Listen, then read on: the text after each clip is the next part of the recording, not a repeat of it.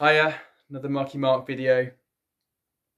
And today I thought I would do a very quick video on a couple of records that I've managed to get in the last few weeks and ask a couple of questions that perhaps you guys can help me out. If you like the video, give me a thumbs up. I'm absolutely over the moon to receive 60 subscribers. I'm really happy about that. Thank you very much. I will continue doing these little videos on my record collecting, listening journey. And I enjoy hearing your comments, good or bad, and hope to do a lot more. So I'm going to start off by saying that this next first record, I put a pre-order in back in November, I think it was, or December.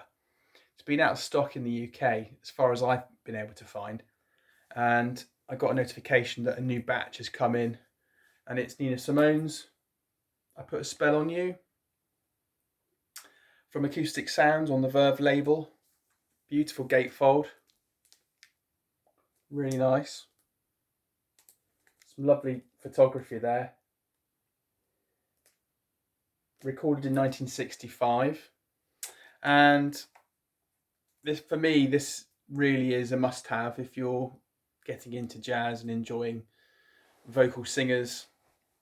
I mentioned Melody Gardot before, but Nina and Aretha Franklin. But if you're into jazz female singers, you have to get a copy of this.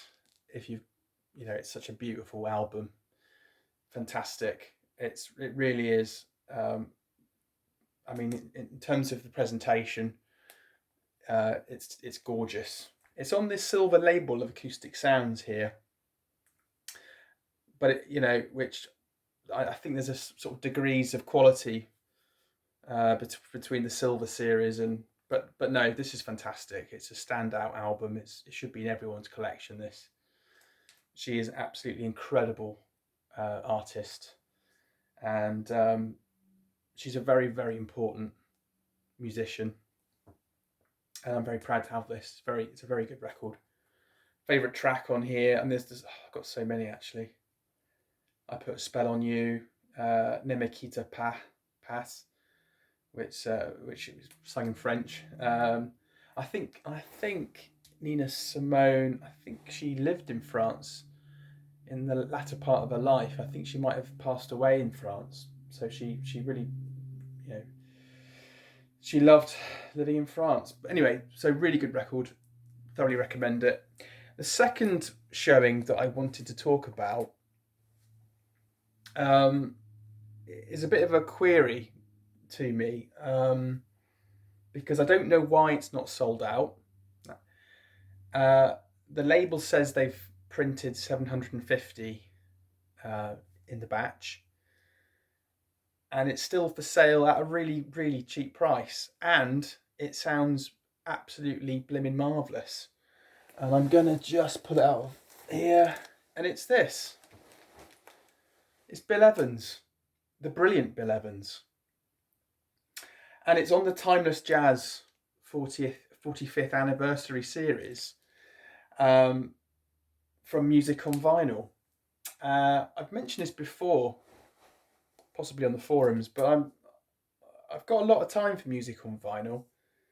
They've done some excellent recordings, and I've always found the quality of the pressings really quite good. Now, I had to pick this up. It says on the hype sticker, first time on coloured vinyl. If you don't know about coloured vinyl, it always presents I always find coloured vinyl presents huge problems, sort of crackling and noise. And this is on gold vinyl, limited edition, 750 copies. Recorded live at Jazz Club Keystone Corner, San Francisco, USA. 180 gram audiophile vinyl. 180 gram doesn't mean anything. It's a little bit of sales puff that when they say 180 grams, because in my opinion and from what I've read, it doesn't matter how thick the record is, really. It's the quality of the cut, the mastering. Anyway, so it's on this Timeless Jazz 45th anniversary series. And what I like about this, it's just no frills. First of all, it was cheap. I think it was about 25 quid. Really cheap. Secondly, they've done an absolute stellar job on the cover. It's got this lovely textured hard cardboard cover. It's only a single. It's not a gatefold. There's no pamphlet, booklet, photos, or anything like that. I think it's more than likely it's going to be a digital sourced record. It's not purely analog, as we've come to enjoy from the likes of the Tone Poets, the Kevin Gray stuff. But it's individually numbered. This is a 113 of 750, and I can't understand why this has not sold out. I think it was released on the 13th of May, so now is the 31st of May now, today. I can't understand why this is not sold out. I think this has probably only been released in Europe, I think. And it's fantastic. It's really detailed. Lovely dynamics. It's a live gig, so you get some of the feedback from the crowd at the end of some of the pieces.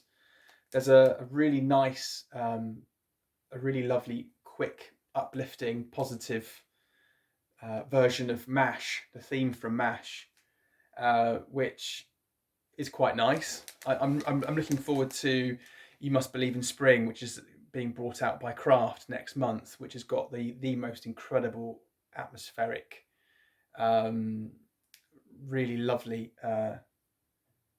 thoughtful pace to that song. And this is quite uplifting. This has got a lot. This version's nice, I'll just show the back there. My favourite's Up With the Lark on side B. And this is a really, really free. If you like Bill Evans, or you're just getting into jazz, you like the sound of the piano. If you haven't heard of Bill Evans, why not? But this really is an absolutely fantastic record. I'm really pleased. It's flat as a pancake. It's completely flat, silent, and the dynamics is fantastic. When I said I think it's from a digital source. I think if it was analog, they would make a big play of it. Which is fine, in terms of hearing the difference. You don't have the same depth in the mid and the lows, and the same kind of level of what is it? There's something about the real analog sourced records that have a real gorgeous, rich texture. This doesn't have it, so I think this is from a digital source. But it's an absolutely fantastic record. It is. And the other thing as well, it says here, Keystone Corner, San Francisco, USA, August the 31st and September the 7th, 1980. That's when it was recorded. I think Bill Evans died on the 15th of September. So he died like 7 or 8 days after this. The picture of him there, you can just see he's got quite a swollen hand. I know he was very poorly. There's some video footage, I think, from this event, and it shows his hands are quite swollen. But the quality of the music is fantastic. The bass is, the bass player is Mark Johnson. And I've read somewhere that Mark Johnson was considered by Evans as being as good or pretty much on par with Scott LaFaro, who died some years before this. And it's not overly bloated. It's nicely, it's just a really lovely set. And I'm just amazed. It's gorgeous. I will show another music on vinyl record, which again I'm really pleased about, and that's the Mingus Hum. Now the hype sticker says mixed from the original 3-track tapes on an original Presto tube tape recorder, 180 gram audiophile vinyl pressing. And I have to say, this is great for 25 quid. Stunning. Really, really good. Loads of separation, loads of depth. Vinyl's quiet, perfect. And, you know, I'm really pleased. Music on vinyl. I don't know where it's pressed. I'm going to have a guess and say it's optimal, but I'm not sure. But Charles Mingus, our hum, you know, I couldn't afford the one step, which is going for crazy money now. But this is great. No frills. You know, it's single. It's a single cover.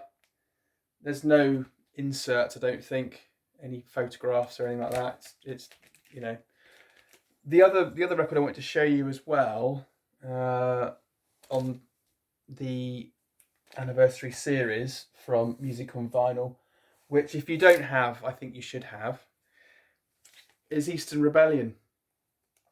Cedar Walton, George Coleman, Sam Jones, Billy Higgins. And this is an absolute delight. Again, it's got the same quality textured hardboard cover, and it's in the same series as the Bill Evans. But there's a lot of this is a very highly underrated album in my opinion. Again, this is limited release, and this is 772 of, I think it's 7,500, isn't it? Oh, 1,000 copies. Limited edition of 1,000 copies. So whether that's across the world, Europe, I don't know. But this is a fantastic, and it's cheap. It's brilliant. Really, really good quality. And Cedar Walton is somebody who I'm going to collect a lot more of, I think. And that's all I have to say today. Huge shout out to you all. I hope you have a good rest of the week, and I'll see you again for another video. Thanks a lot. Bye.